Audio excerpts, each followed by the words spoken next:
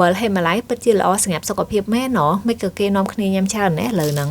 សំណួរហ្នឹងរៀង sensitive បន្តិចសម្រាប់អ្នកដែលលក់អំបិលហេម៉ាឡៃប្រហែលជាអត់សប្បាយចិត្តជាមួយនឹងចម្លើយរបស់ខ្ញុំទេ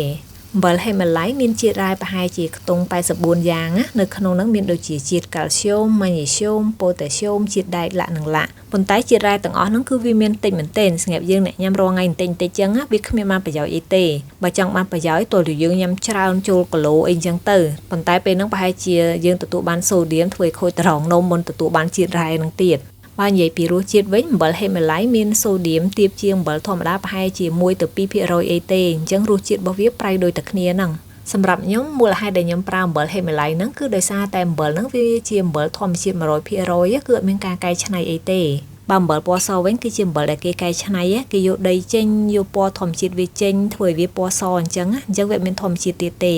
សរុបមកវិញអ្នកដែលចំណាយលុយទិញអំបិលហេម៉ាឡៃថ្លៃយកមកប្រើយកមកញ៉ាំហ្នឹងមិនបាច់សង្ឃឹមថាទទួលបានសារធាតុរ៉ែអីឲ្យដុំកភួនយកមកចិញ្ចឹមរាងកាយយើងទេ